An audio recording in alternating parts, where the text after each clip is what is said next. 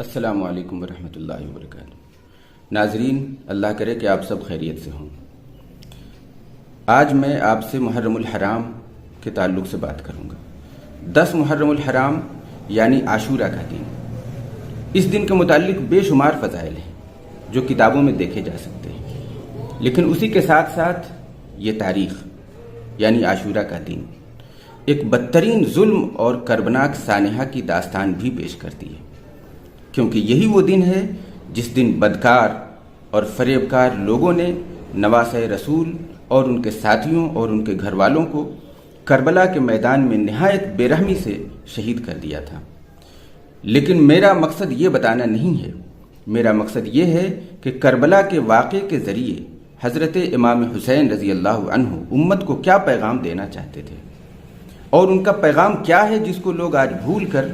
صرف دنیا جہاں کی خرافات میں لگے ہوئے ہیں۔ میں آج اسی پیغام پر بات کروں گا۔ واقعہ کربلا کے ذریعے سے امام حسین رضی اللہ عنہ کا پیغام امت کے تمام مسلمانوں اور ایک ایک فرد کے لیے یہ ہے کہ اگر حکمران باغی ہو جائے اور طاغوت کا علم بردار ہو جائے تو ہمیں اس کے ساتھ کیسے معاملہ کرنا۔ واقعہ کربلا کے ذریعے انہوں نے یہ ثابت کیا کہ اگر حکومت الہیہ خطرے میں ہو تو اگرچہ تمہاری تعداد مٹھی بھر ہو اور اگرچہ ساری دنیا تمہارے خلاف ہو، لیکن تم اٹھ کھڑے ہونا اور اپنی جان، مال اور اولاد کی قربانی دے کر اس دین کی نگہبانی کرنا، کیونکہ اس کے بغیر اس دین کا تحفظ ممکن نہیں ہے، اور یہی وہ قرآنی عمل ہے جس کے ذریعے سے دین اور اسلام کی حیات نو کا کام کیا جاتا ہے، اور یہی اصل جہاد ہے، اور یہی وہ وقت ہوتا ہے جب کہ دین خطرے میں ہو اور حکومت الہیہ مٹائی جا رہی ہو، تو یہی وہ وقت ہوتا ہے جب یہ زمین اللہ کی ایک آواز سے گونج جاتی ہے، من انصاری الی اللہ، کون ہے جو میری مدد کرے، یعنی میرے دین کی مدد کرے گا۔ ایسے وقت میں جو حق کے عالم بردار لوگ ہوتے ہیں وہ اٹھ کھڑے ہوتے ہیں، گرچہ ان کی تعداد مٹھی بھر ہو، یا اگرچہ ان کے ساتھ چھوٹے بچے بھی ہوں اور ان کے ساتھ عورتیں بھی ہوں، لیکن وہ اس بات کو برداشت نہیں کر سکتے کہ اگر دین خطرے میں ہے اور حکومت الہیہ طاغوتی نظام میں تبدیل ہوتی جا رہی ہے اور وہ اپنے گھر بیٹھے رہ جائیں، وہ فوراً چیخ پڑتے ہیں نحن انصار اللہ، اور اللہ تعالیٰ کی راہ میں پھر جو کچھ ان کے پاس ہوتا ہے وہ سب کچھ قربان کر دیتے ہیں۔ مولانا محمد علی جوہر نے فرمایا، قتل حسین اصل میں مرگ یزید ہے، اسلام زندہ ہوتا ہے ہر کربلا کے بعد۔ تو ایک کربلا کے بعد اسلام تو زندہ ہوا، اور آج اگر آپ پھر اسلام کو زندہ کرنا چاہتے ہیں تو آپ کے لیے ضروری ہے کہ آپ حسینی مشن کے علم بردار بنیں اور سمجھیں کہ دین کی تجدید اور دین کی اور حیات نو کے لیے کیا عمل کیا جاتا ہے۔ اسی کے ساتھ میں ایک دوسری بات کہنا چاہتا ہوں، وہ یہ ہے کہ حضرت امام حسین حق پرستی اور شجاعت کی علامت ہیں، تبلیغ دین حق اور اقامت دین کی علامت ہیں، باطل سے لوہا لینے اور طاغوتی نظام سے پنجہ آزمائی کرنے اور اس کا سر کچل دینے کی علامت ہیں، اپنی جان، مال اور اولاد کو دین حق کے تحفظ کے لیے شمشیروں، بھالوں اور نیزوں کے حوالے کر دینے کی علامت۔ مگر افسوس ہے کہ حق، شجاعت، جواں مردی اور جہاد فی سبیل اللہ کی نمائندہ اس عظیم ترین شخصیت کو ہم نے تاریخ کی مظلوم ترین شخصیت بنا کر رکھ دیا۔ یہ شخصیت وہ تھی کہ ان کے محض نام سے ہی رگوں میں بہتا ہوا لہو آتش فشاں بن جاتا،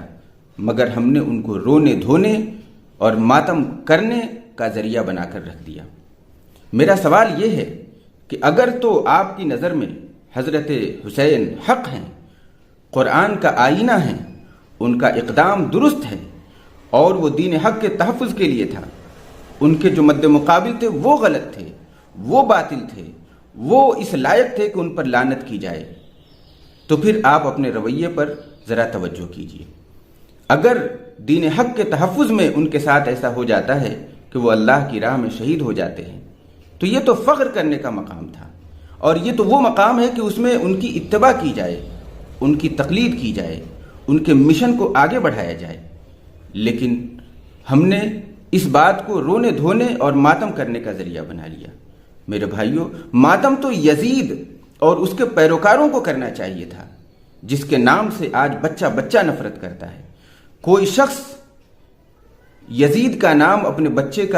یزید کے نام پر اپنے بچے کا نام رکھنا نہیں چاہتا. میدان جنگ میں فتح و شکست کا اور کامیابی اور ناکامی کا فیصلہ صرف کسی انسان کے مر جانے سے یا مار دیے جانے سے اور دوسرے انسان کے باقی رہ جانے سے فیصلہ ایسا نہیں ہوتا. ایسا کرنے والے صرف وہ لوگ ہیں جن کی نظر صرف دنیا میں ٹکی ہوئی ہے، مگر جو لوگ ایسے ہیں کہ ان کی نظریں آسمانوں میں ہیں تو وہ خوب جانتے ہیں کہ کون مر کے بھی زندہ ہو گیا اور کون زندہ رہ کے بھی ہمیشہ کے لیے مر گیا. آج حضرت حسین اور ان کے مشن کو آگے بڑھانے والے، ان سے محبت کرنے والے ہر گھر میں ہیں، لیکن آج ہی کے وقت میں کوئی ایسا نہیں ہے جو یزید کے نام پر تھوکنے کو بھی تیار ہو. اس حقیقت سے خوب واقف ہونے کے بعد آپ اس حدیث کو سنیے. آپ صلی اللہ علیہ وسلم نے ارشاد فرمایا، شہادت کی عظمت کے متعلق میں بتانا چاہ رہا ہوں. آپ صلی اللہ علیہ وسلم نے ارشاد فرمایا کہ میری شدید خواہش ہے کہ میں اللہ کے راستے میں قتل کر دیا جاتا،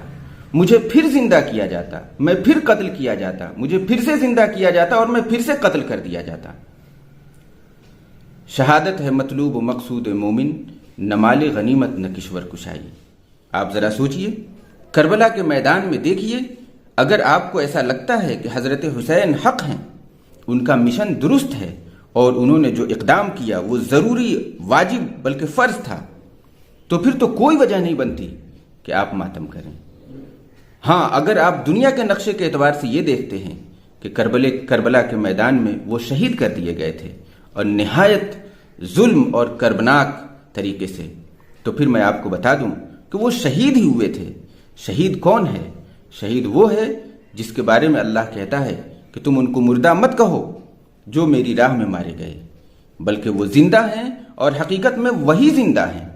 مگر تمہیں ان کی زندگی کا احساس نہیں ہے. کیا آپ کو ایسا نہیں لگتا کہ کربلا کے میدان میں حضرت حسین اور ان کے ساتھی شہید ہو کر زندہ ہو گئے اور یزید اور اس کے پیروکار فتح یاب ہو کر ہمیشہ کے لیے مر مٹ گئے؟ آج ان کا کوئی نام لینے والا نہیں ہے. آج امت میں سینکڑوں نہیں لاکھوں کروڑوں حسین زندہ ہیں، بچوں کے نام ہیں، لیکن کسی کا نام، کوئی بھی شخص ایسا نہیں وہ اپنے بچے کا نام یزید کے نام پر رکھے. یاد رکھیے، یہاں پر مجھے ایک واقعہ یاد آتا ہے